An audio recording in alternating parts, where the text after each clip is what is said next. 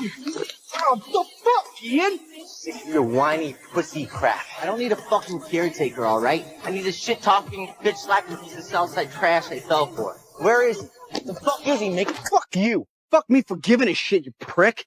I'm Ian Gallagher, a madman who often can't even understand himself. If you've ever been around the South Side, you've heard the Gallagher name. Our lives are a pile of shit. A pile of shit mixed with shamelessness, alcohol, and chaos. Frank is my nominal father, but he's more like a walking wine bottle and troublemaker. His only contribution to us might be some wisdom for survival, such as how to find edible things in the trash, and how to defraud the government of welfare. My biological mother, Monica, a woman with bipolar disorder more severe than mine, my red hairs prove of her infidelity, an indelible mark on my body. But what she truly passed down to me is this brain that could explode at any moment. But I don't blame her. I know she's a poor soul too, tortured by that damned illness until she's barely recognizable. My eldest sister, Fiona, she's the real backbone of this family, working multiple jobs at once. She's single-handedly raised us kids with nothing but her meager salary. I've known since I was a kid that something was wrong with me. Not just because I grew up in this shithole South Side, but because there's something fucked up deep in my bones, like a thorn stuck in me. Can't pull it out, can't even name it. I was searching for something to belong to, something that'd make me feel less like a goddamn freak. The first time I felt it was at Cash's convenience store. Weird, thrilling, and fucking terrifying. He's married. With kids. What else did he buy you, Ian? Stuff. Now and again. And you're happy with that? What's that make you, huh? Fucking kept boy at best.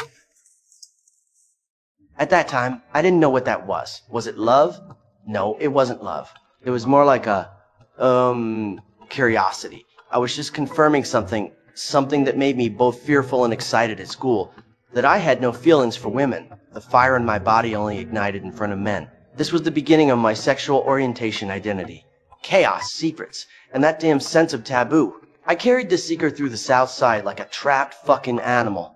Until I caught the stench of another beast, Mickey fucking Milkovich. We just barged into each other's lives like this. The Milkovich family, another legend in the South Side, had more lunatics than my family. Each more violent than the last. Mickey, he is the wildest one. A street punk who swears like a sailor and acts with his fists faster than his brain. But I could always see through his fierceness and find something different in his eyes.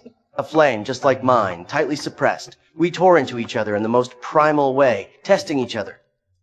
Kiss me and I'll cut your fucking tongue out. He called it taking care of physical needs. He won't say it out loud, but I know it's more than just physical need. A weakness he was too afraid to acknowledge, even to himself. You fuck anyone in there yet? God, no. Wise choice. Even if your proposition is probably just a setup. Guys want to find out if you're gay and pound the shit out of you. Not in a good way. Great. And my dad took my brothers on a run out of town for a couple days, so... You want to ditch that dump and crash at my place, you can. Was I just invited to a sleepover? Fuck you is what you were invited to. Mickey has spent his entire life under the fists of his homophobe old bastard. The word homosexual is harsher to him than murderer. I hate his cowardice and despise his bullshit pretense even more. I provoked and pushed him again and again, but in the end I could only watch helplessly as he married a Russian bitch and brought her home. I thought joining the army would let me escape all this, escape the pain this bastard Mickey caused me. I forged Lip's identity and entered the military, thinking the iron discipline here could heal me. But not long after, I was caught for stealing a military helicopter, got discharged from the army, and was wanted on multiple charges. At that time, I hadn't realized that the demon inside me had slowly awakened. I fucking needed to keep partying, keep seeking stimulation. I even became a stripper in a gay club, numb oneself in the pushing and touching of countless strange bodies. You got any party favors at your place? Anything you want. Car will be here in under 3 minutes. What should we do till then? Why'd you molest someone your own age, you jerk? Oh, fuck! Get out of here! And learn how to run like a dude! However, the rotten rope of fate just wouldn't break. That bastard Mickey actually found me and fucking took me back to his home. The three of us, him, his wife, and me, got tangled up together, but I couldn't stand his life in the shadows. I'm not anyone's fucking shadow. I wanted to drag him out of that shell, make him stand in the sun, and admit who he really was. Just as I was about to leave again to keep me from going, Mickey stood up in a bar full of homopole thugs, right in front of his father Terry, and announced who he was and what we were to everyone. That was a bloody victory, yet also the most glorious moment of our love. I think I broke half a fucking tooth. Yeah, my ribs don't feel so good. So you really came out, huh? Doesn't mean I'm gonna wear a fucking dress or anything. Nobody fucking asked you to. Though you do have really nice legs. You're a fucking dick. After the peak of mania, I quickly fell into the depths of depression. I felt like a sponge drained of water, unable to muster interest in anything. I just wanted to lie in bed motionless. Even breathing felt tiring. The world was gray, the future was hopeless, and I thought I was a fucking loser and a burden. In a moment of extreme impulsivity, I stole Mitch's son, Yevgeny, and wandered around, firmly believing that I was carrying out some sacred mission. Later, I was diagnosed with bipolar disorder, a diagnosis that filled me with fear and shame. I was afraid that medication would take away my emotions and turn me into a soulless zombie. I refused to admit that I needed help, and rejected Mitch's careful care, pouring all the medicine given by my family down the drain. Without medication, my mania reached an unprecedented peak. No matter what I became, Mickey was always by my side. He bought medicine for me, cooked for me, and endured my mood swings. He clumsily tried to understand the goddamn world in my head from a street punk who only solved problems with his fists. He became a lover who was at a loss when I had emotional breakdowns. Holy shit, I just realized something. What's up? We've never actually been on a real date. Bullshit. No, I'm serious. Like a date where you sit down and you go to a nice restaurant, you put on a nice shirt, and you like eat with utensils. You want to do that? Yeah, why not? Oh, like a Sizzlers? Sure. You mean now? Now, before I sober up and get all fucking weird again. Come on. All right. Can I borrow a fucking shirt then, please? Yeah, you can borrow a shirt. Good. 'Cause love is a battlefield. We finally stole a little piece for ourselves, only to have that bitch Sammy come along and smash it to pieces. She reported my desertion to the military just to take revenge on the Gallaghers. As he watched me being stuffed into a car by military police, a huge wave of grief and anger instantly consumed Mickey, who only wanted to kill Sammy to avenge me. He was finally sentenced to 15 years for attempted murder. Once again, he took on a crime that didn't belong to him for my sake. Got a new tattoo. Did it myself. Hurt like a son of a bitch.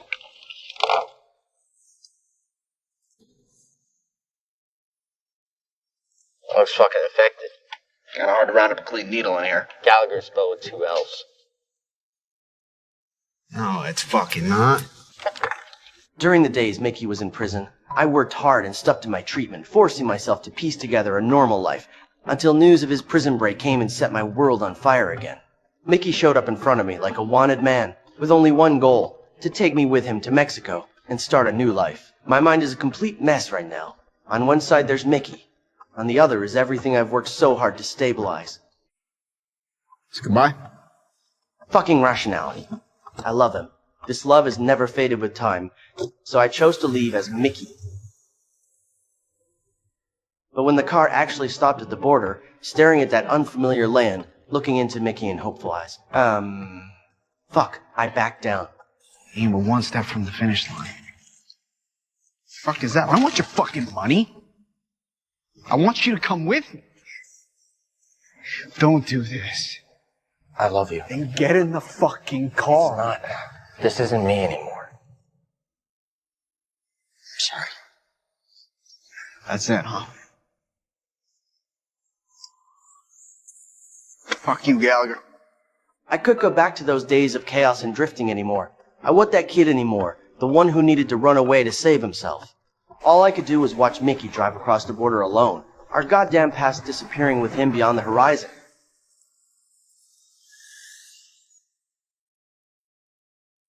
After Mickey left, my bipolar disorder relapsed in a new form. This time it was a messiah complex. I began advocating for the oppressed queer community as Comrade Jesus, deluding myself into becoming their savior. But as my illness worsened, I became paranoid and arrogant, believing myself to be the chosen one. My speeches were full of incitement. Actions grew increasingly radical. In the end, everything collapsed in flames and sirens. My era as Comrade Jesus was over once again.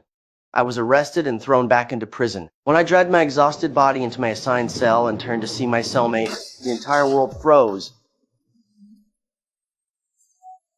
I rolled on the cartel I was working for in exchange. Guess who gets to pick where he gets locked up? Holy fuck. Oh, hey. I got bottom, so. On top. I knew it then. Our story wasn't finished. Here, we were reunited in the last place on Earth. Mickey is the only anchor in my chaotic world. Because of him, I finally found the courage to face my illness head on. Although we remained the same as before, P could start a huge row over the most trivial things. But deep down, we both knew that each other had long become part of our lives. So, after regaining my freedom, I decided to marry Mitch. To others, this might seem crazy, but to me, it was the only answer. The preparations for our wedding were naturally filled with Gallagher and Milkovich-style chaos. God damn it, why does everything always have to suck? This is my fucking wedding day! For one day, have the worries. I mean, I can call around. I thought I told you to shut the fuck up. Are you retarded? Huh, Brooks? Answer me. Yes. Yes, you're retarded, which is why we had the fucking mix-up. Sorry. This is my fault. Too much on your plate. The biggest obstacle came from Mickey and Father Terry. That old bastard could not accept his son marrying a man. He tried every possible way to sabotage the wedding, even going so far as to set fire to our venue on the day itself. But with the support of family and friends, we did not break us in the end. You ready to do this, Milkovich? Damn straight, Gallagher. Mickey and I held a grand and deeply moving wedding. In the presence of all our loved ones, we exchanged our vows. This wedding was the perfect coronation of our decade-long love story. It is also the loudest slap in the face to all prejudices, diseases, and those shitty jokes played by fate. Our relationship was never just about the initial physical attraction. It was a bond engraved in our bones. It's the symbiosis of desperately clinging to each other while struggling in the mud. That's why, in this fucked up and turbulent life, Mickey is the only thing I can be sure of. From this moment on, I'm no longer the boy who needs to hide, nor the shell defined by illness. I am Ian Gallagher, the husband of Mickey Milkovich, and I have found my home.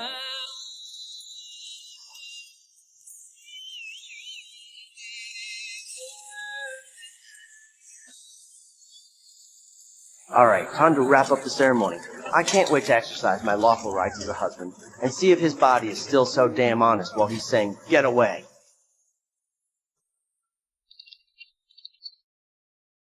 Hey, who do you guys think is the man in our relationship? Ian.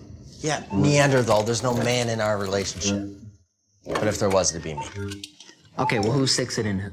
I do. And my dick's long. Look at him. He's too pretty to be the man. I'm pretty? You have the hairless body of a preteen girl. Well, you like sticking up my shitter, so what does that say about you? Hey, whoa, baby on board.